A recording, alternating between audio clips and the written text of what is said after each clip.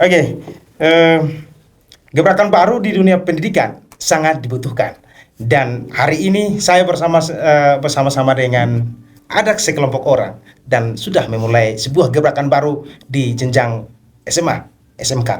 Nah, hari ini kami berada di studio podcast SMK Negeri 2 Soe. Kami juga masih berbincang-bincang terkait dengan dunia pendidikan. Sama sepertinya di studio Mata Timur kami juga membahas sejumlah langkah yang sudah diambil. Dan hari ini kita berusaha dan kita sudah melihat ada langkah untuk memetahkan stigma bahwa literasi di tanah timur, khususnya di Timur Tengah Selatan, itu semakin rendah. Hari ini ada banyak langkah pelan tersembunyi, tapi pasti untuk memetahkan stigma itu. Ini saya bersama dengan Bapak Kepala Sekolah, ada dua guru koordinator dan juga ada dua penulis yang sudah berkontribusi besar atas terbitnya satu buah buku yang terdiri dari 50 tulisan yang dibagi dalam dua buku. Dan hari ini kami akan berbincang-bincang terkait dengan buku itu, bagaimana langkah taktisnya untuk mencapai itu, siapa yang dihubungi, siapa, dan bagaimana tantangan yang mereka hadapi. Selamat sore Bapak Kepsek dan teman-teman semua. Selamat sore. Sehat toh? Sehat. Perlu kita pastikan itu bahwa sehat. Ini kita duluan ke Bapak Kepsek, baru kita ke teman-teman, karena informasi ini pasti masuknya dari Bapak Kepsek baru ke teman-teman semua. Bapak Kepsek, buku ini terbit, kira-kira bagaimana masuk informasi untuk itu? Kita tahu sedikit lah, kasih kita sedikit lah tentang buku itu masuk dari program mana atau seperti apa? Ya, baik, terima kasih Kakak Jiri. Awal kita buku ini ada, itu memang sebelum adanya program Gentabilis. Jadi kita memulainya dari tahun lalu, sekitar bulan April kalau tidak salah, mulai April. Kita mengikuti salah satu program.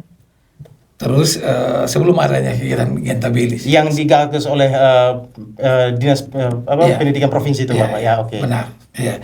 Jadi ini memang butuh perjuangan, butuh kerjasama dari semua komponen sehingga buku ini bisa ada, gitu. Jadi memang tahapannya kita sampai tahapan buku ini bisa terbit itu di bulan Desember kalau tidak salah ya Bapak. Ya, Desember. Ya. Bulan Desember. Tapi ini tahapannya bukan beberapa hari, tapi memang butuh waktu dari April itu sampai Desember itu, Bapak. Ya. Cukup panjang juga. Cukup panjang. Dan ini berkat kerjasama dari semua tim yang ada di SMK 2 dengan adanya program kawal literasi yang digagas oleh kami di sekolah, didukung oleh tim literasi yang ada di sekolah sehingga bisa terbit buku ini. Ya, ada tim literasi, ada Bapak MP, ada Ibu Melsi, dan didukung oleh semua guru dan siswa yang ada di SMK 2, maka buku ini bisa terbit. Iya, itu dia juga maksudnya terinclude juga dalam gerakan sekolah menulis buku, Bapak, ya? Iya. Nah, ketika Bapak, maksudnya kan pikirannya seperti apa yang terbesit waktu itu sehingga maksudnya ya SMK 2 kita ini ya, kita galakan ini ya, menulis ini ya. Kenapa tidak di bidang lain? Kenapa harus menulis itu? Baik, jadi kita berangkat dari raport pendidikan SMK Negeri 2 Soe, di mana untuk literasi dan numerasinya nilainya, kalau kita mau lihat nilai masih di bawah. Kita berangkat dari numerasi, literasinya masih di bawah, sehingga dengan ada penawaran program ini, ya tidak salah kami mengambil bagian untuk meningkatkan literasi di sekolah, khususnya sekolah. Karena raport pendidikan kita tahun lalu itu memang bukan jatuh tapi merahnya di literasi. Ketika memutuskan untuk memulai itu, bagaimana respon teman-teman guru dan bagaimana teman-teman siswa? Itu sudah pasti, Bapak, ya?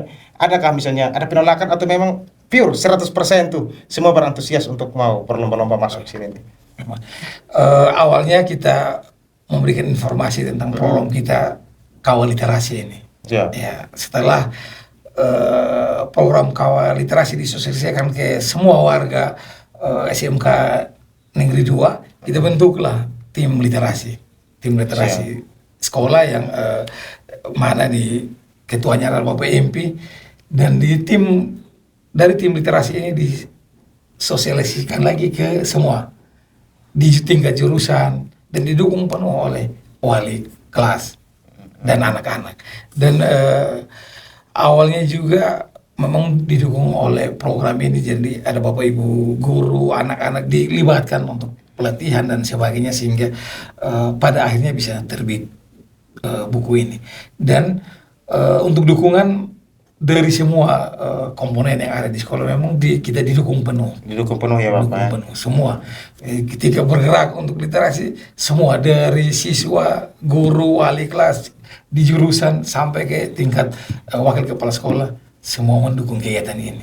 Tapi mungkin agak sedikit di luar itu. Selain kegiatan literasi itu, mungkin ekskul apa yang ada di SMK Negeri 2 tuh? Ekskul di sini ada podcast, kita banyak. Ada hampir 15 kegiatan ekstrakurikuler yang ada di sini. Ada podcast, ada jurnalistik, ada kegiatan volley, basket, futsal, ada menari, tarian. Yeah. Oke, baik Bapak. Mungkin itu gambaran umumnya. Ini kita akan lebih tertantang lagi. Kita akan masuk mungkin agak lebih ke dalam lagi, karena buku ini terbit atas kerja keras. Ada beberapa koordinator tuh, termasuk Bapak MP sama kakak Ibu Melsi ya, Ibu Melsi dengan Bapak MP. Terserah nanti siapa mau menjawab, itu pasti, karena dua-duanya koordinator. Dan bagaimana memulai gerakan ini? Tentunya agak rumit untuk mengumpulkan dan juga menyeleksi sekian banyak karya anak dan karyanya. Baru mengumpulkan saja itu bisa bermasalah, kemudian mendorong untuk menulis saja bermasalah. Kemudian tidak hanya sampai situ mungkin, tapi menyeleksi tulisan itu ya, itu juga bermasalah. Bagaimana menurut Ibu Elsie? Ibu Melsi ya, Ibu Melsi. Ya, baik, terima kasih. Kami memulai awal dengan sebuah harapan yang baik untuk kami tetap maju dalam dunia literasi. Kami menyadari bahwa kami memiliki banyak kekurangan dalam dunia menulis. Jadi kami maju, apapun yang terjadi kami lakukan. Sehingga di awal kami menyeleksi anak-anak sekitar ada 100 orang, tapi yang berhasil masuk adalah 50 anak yang bisa menulis. Artinya itu tidak ditentukan jumlahnya, tapi karena memang dari proses seleksi. Ya, dari proses seleksi disaringlah 50 itu. Iya. Oke. Jadi setelah itu kami mulai berkumpul bersama teman-teman dari tim literasi, kemudian kami bertemu dengan anak-anak, kami mulai membimbing, memberikan arahan-arahan, walaupun kami memulai dengan langkah kecil, tapi kami yakin bahwa kami akan mencapai satu tujuan yang besar. Jadi mulai dari situ kami membimbing anak-anak, kami belajar bersama menulis, walaupun seperti tadi yang dibilang bahwa ada masalah-masalah, karena anak-anak punya kemampuan menulis, kami masih memulai dan sangat terbatas. Jadi kami sebagai guru pembimbing, guru pendamping, kami cukup berdarah-darah untuk menghasilkan karya ini. Ada satu yang keren, bahwa ketika SMK 2 menyadari bahwa kita masih rendah dalam aspek menulis misalnya, salah satu bidang kompetensi menulis itu, dan digagaslah program ini, kemudian memacu anak-anak, dan terbukti hari ini ada karya yang sudah ada. Bapak MP, pengalaman buruk apa yang Bapak temui ya ketika melakukan ini, atau ada hal-hal baik atau hal unik yang Bapak temui dari kurang lebih 50 orang ini dalam mereka menulis dalam bimbingan itu, Pak? Baik, terima kasih. Hal yang paling awal untuk memulai itu yang paling sulit. Karena ketika kita punya sebuah ide, kita bersyukur ada kepala sekolah yang memiliki sebuah visi yang kuat untuk bagaimana menarik semua yang ada dalam gerbong di SMK 2 dalam sebuah program kawal literasi. Dan saya memikirkan itu sebagai sebuah yang disebut sebagai blessing in disguise. Itu artinya bukanlah sebuah kebetulan. Karena ketika program ini kita rancangkan di sekolah, kemudian ada satu program nasional dari Nyala Nesia yang punya program untuk bagaimana menghimpun anak-anak, mulai menulis, dan ada tutorialnya. Tapi yang paling awal tentunya ketika kita mengumpulkan, bahkan agak sedikit kita harus tegas, kita mesti be assertive, harus agak tegas, tidak keras tapi memang harus tegas. Karena kalau kita agak slow, kalau kita cuma ia baik dan hanya menyerah pada keadaan untuk mengumpulkan karya yang dalam jumlah siswanya ada 50, ada Bapak Ibu guru ada 5. Jadi jumlah karya yang dibukukan itu ada 55. 5 guru dan 50 siswa. Dan awalnya tentu dengan agak sedikit harus tegas, bagaimana kita disiplin mengikuti tutorial, bagaimana melatih untuk menulis, paling kurang mengerti cerpen itu seperti apa. Itu untuk dari Bapak Ibu guru bahasa Indonesia, bagaimana membagikan pengalaman dan anak-anak mulai menulis, dan kita bagaimana berkumpul hampir setiap waktu untuk mengevaluasi progresnya. Karena dari bulan April ketika program ini diangkat, kita harus menyaring anak-anak dan mengumpulkan dan menulis, dan tentu ini sebagai sebuah pengalaman yang dalam cerita ketika kemudian ada program Gentabelis, nyambunglah ada 10 orang terpilih lagi untuk mengikuti menulis, dan ada juga yang berhasil. Dan yang terakhir sekali ini Kakak Salma ada menulis surat untuk gubernur, dan dia masuk 10 besar dari 1731 siswa CNTT. Ya, itu kami menganggapnya sebagai sebuah perjalanan yang tidak tiba-tiba, tapi sebuah perjuangan yang digagas oleh kepala sekolah, kemudian didukung oleh seluruh komponen sekolah, yang pasti ada suka dukanya, tapi kita tidak boleh menyerah dengan keadaan kali itu. Iya, keren. Kita membahas cukup panjang terkait dengan program ini, dan ada satu sudah ada di tangan kita semua dan di depan kita semua, izin Bapak. Nah, buku ini diberi judul Dalam Kalbu. Saya sendiri memegang buku ini tanpa mengetahuinya, dan semua dan publik akan mengetahuinya, entah nanti Bapak Kepala Sekolah yang bisa menjelaskan kenapa harus Dalam Kalbu, atau teman-teman koordinator tuh. Karena memang ini juga enak nih judulnya nih. Nah, kira-kira seperti apa nih? Apa yang mendasari teman-teman SMK Negeri 2 memberi judul ini nih? Bapak MP. Baik, terima kasih. Kami setelah rampung semua karya, ada 50 karya, saya membaca kembali. Saya yang memberi judul antologi ini. Jadi setelah saya membaca kembali, di sini kebanyakan anak-anak menulis tentang keluarga. Nah, saya mulai berimajinasi bahwa dalam kalbu, bahwa di dalam keluarga pasti kita mengingat keluarga kita. Makanya seperti ada memori-memori kecil dari anak-anak yang menulis. Makanya saya mulai merangkumnya bahwa ini harus dalam kalbu.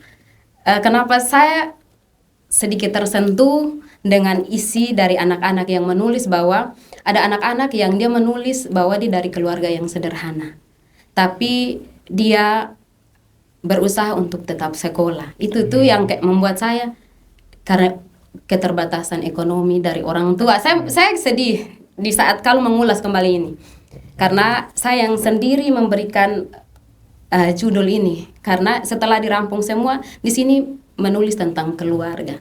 Nah, di dalam kalbu ini pasti kita ada memori-memori kecil tentang keluarga kita. Jadi biarlah ini sebagai kenangan gitu. Jadi paling banyak tulisan dari teman-teman itu, anak-anak itu, siswa itu tentang keluarga. Mungkin isu yang paling dekat untuk saat ini untuk ditulis adalah keluarga ya, karena isu lain belum terbentur. Dan Kakak Gulam, sebagai salah satu penulis dalam buku ini, Kakak Gulam tulis tentang apa? Ini saya menulis tentang Tusukan 13. tikaman 13. Tikaman 13, apa itu sebenarnya yang itu? Itu judulnya Tikaman 13 itu tentang apa? Itu tentang seorang anak yang awalnya dia itu hidup dari keluarga yang miskin, terus dia merantau ke kota lain untuk mencari uang, dan setelah dia kaya, dia menjadi durhaka kepada ibunya. Nah,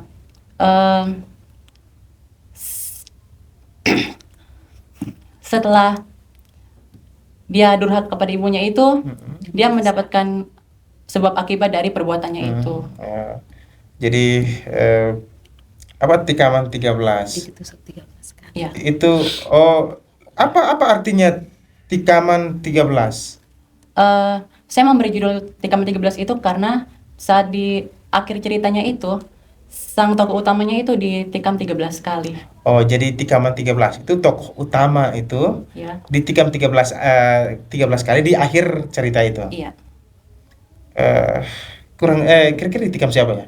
Ditikam oleh pembantu. Oh, pembantu. Oke. Berapa lama Gulam menulis tentang itu? Tikaman 13? Sekitar 2 hari. 2 hari. Di mana ide muncul? Ide itu muncul untuk menulis tentang Tikaman 13. Saya ambil referensi dari film-film di Oh. TV. Jadi menonton itu bisa menjadi referensi juga untuk menulis, Iya. untuk Gulam. Iya. Oke, Kakak Salma.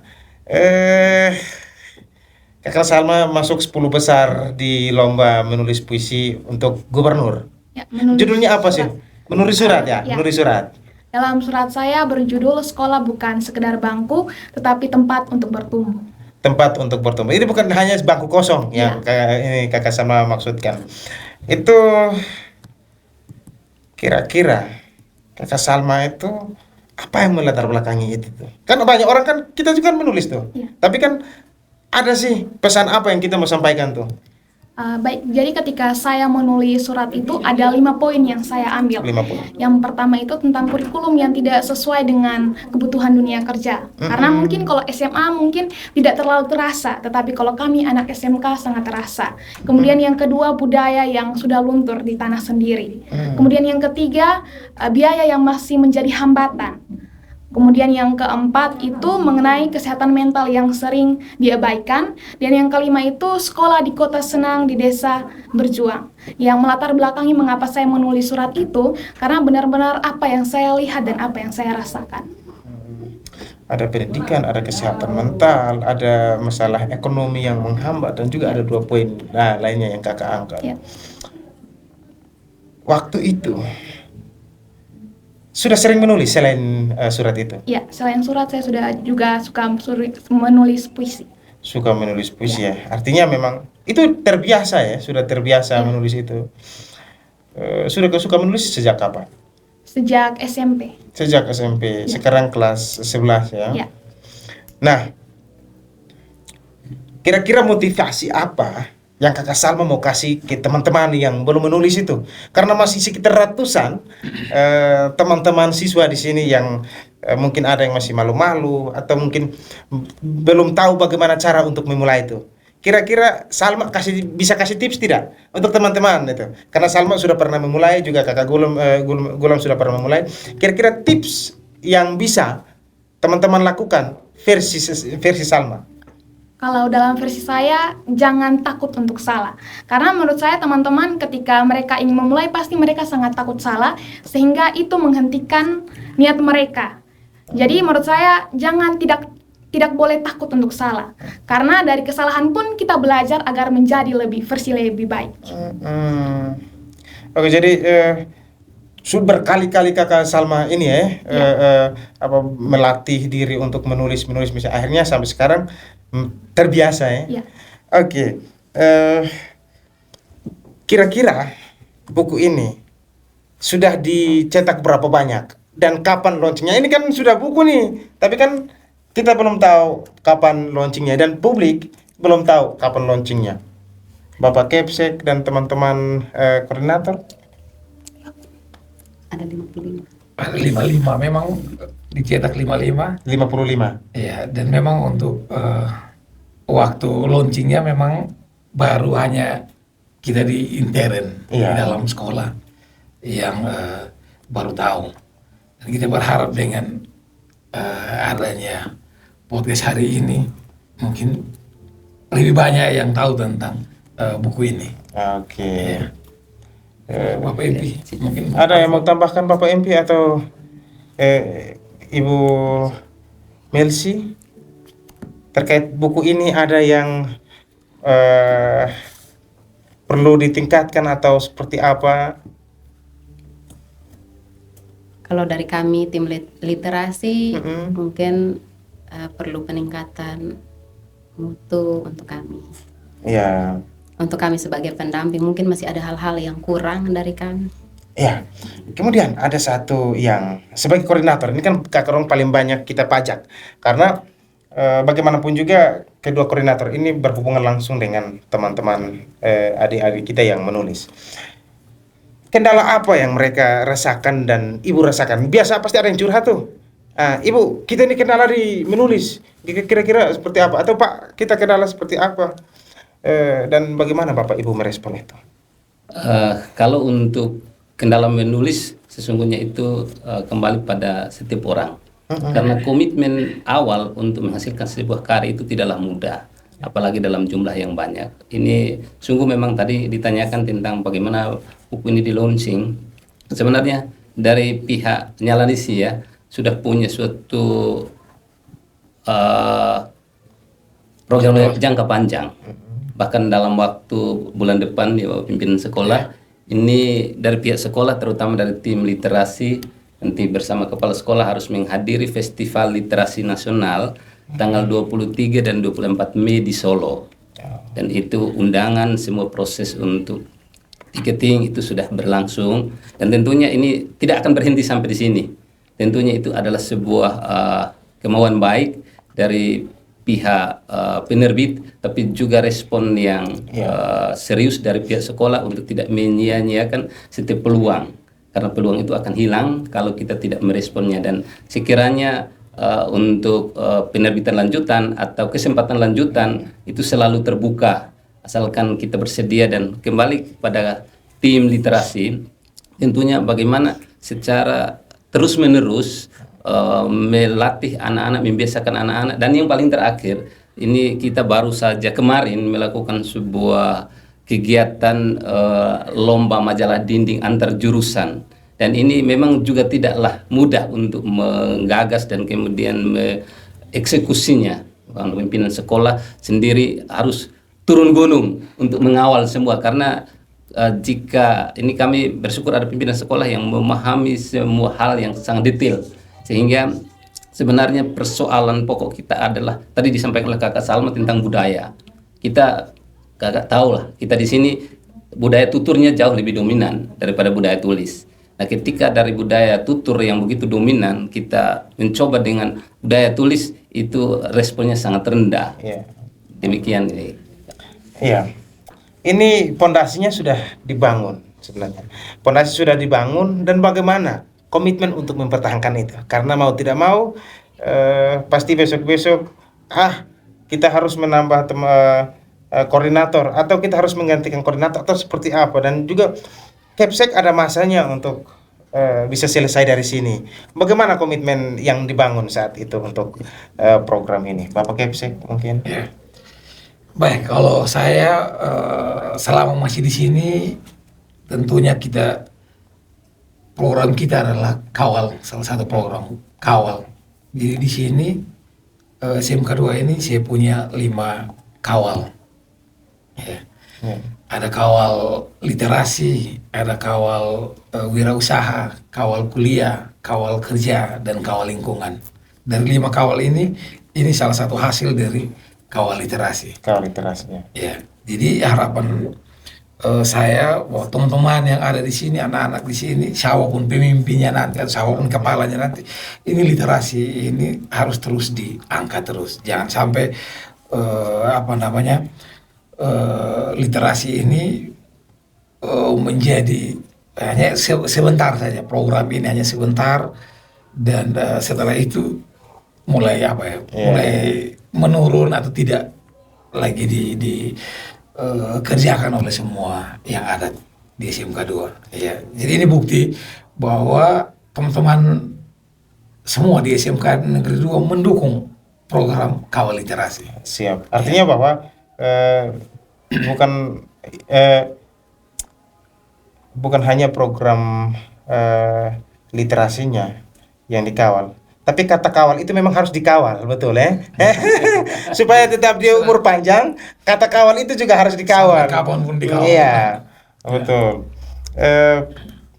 Terkait dengan proses pendampingan, ini kan pendampingannya kan kita dari tadi bicara tentang ini, tapi proses pendampingan kira-kira gambarannya seperti apa? Apakah itu di luar sekolah, di luar jam sekolah, atau seperti apa untuk teman-teman koordinator Bapak Empi dan Kakak Ibu Melsi?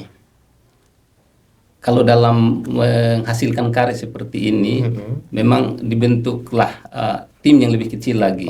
Karena ketika mulai menulis hari ini tidak akan langsung jadi. Karena ketika nanti dilihat lagi, kemudian akan dikoreksi, lalu dikembalikan untuk bagaimana diluruskan. Dan karena itu, karena dalam jumlah yang banyak, 50 orang, kita punya jadwal untuk bagaimana nonton bersama tutorial. Ketika nonton bersama tutorial, semua akan action mengerjakan, dan kita memanfaatkan waktu yang paling banyak itu di hari-hari Jumat. Di hari Jumat itu kita kegiatan ekstrakurikuler itu juga kita manfaatkan untuk bagaimana tim itu secara maksimal. Dan dari anak-anak kita merekrut ada 7 orang untuk membantu juga, untuk bagaimana menyunting, untuk bagaimana mengetik, karena hasil karya anak-anak yang kita kumpulkan tentunya ada hal-hal sangat teknis yang tidak bisa kita biarkan begitu saja, sehingga kemudian prosesnya berulang-ulang, dan memang asal saja kita tidak mau menyerah, walaupun kita mungkin lelah lah, begitu kira-kira. Gitu. Ada hasil karya yang dimasukkan, hasil mentahan yang dimasukkan dalam bentuk tulis tangan, ada ya? Ada juga yang dalam bentuk tulis tangan, karena ada siswa kita yang dari pekerjaan sosial itu, tetapi dia punya juga tidak lolos dalam seleksi. Tapi kemudian kita rekrut kemarin dalam tim penyunting itu Bapak. Ya, dia tidak itu sampai terakhir, tapi kita dalam kegiatan yang berikutnya kita sertakan dalam kegiatan kemarin ada menulis secara online, dia juga menulis untuk Genta Benis itu juga sempat menulis secara online. Kita dampingi karena waktu awal dia punya tidak sempat lolos dalam penyuntingan. Oke, baik. Kakak Gulam. Kakak Gulam, apa yang dirasakan ketika misalnya dinyatakan bahwa tulisan ini lolos dan layak untuk dipublikasi dalam, maksudnya terinclude dalam sebuah buku? Perasaanmu seperti apa sih? Perasaan saya itu kayak senang, terus ini kayak bingung begitu, kayak aduh Kok bisa? kayak senang begitu karena saya pikir saya punya karya itu tidak akan masuk begitu. Oke. Jadi bercampur aduk tuh, kayak ya tahulah kalau nasi campur, semua lauk ada di dalam. Sedikit teman dia yang juara 1. Dia yang juara 1 untuk Iya, untuk Dari 50 orang. Oh, dari 50 orang. Keren, luar biasa. Jadi yang ada di samping saya ini adalah penulis semua, di depan saya ini adalah mentor-mentornya. Dan tetap ikuti kami di podcast seru di SMK Negeri 2 SOE, dan nantikan bukunya. Kalau mau membaca bukunya silakan menghubungi pihak sekolah, tentunya kalian akan mendapatkan informasi terkait bagaimana untuk mendapatkannya. Kami akan kembali lagi dengan topik-topik menarik, informatif dan edukatif lainnya yang tidak kalah penting dengan topik yang ini.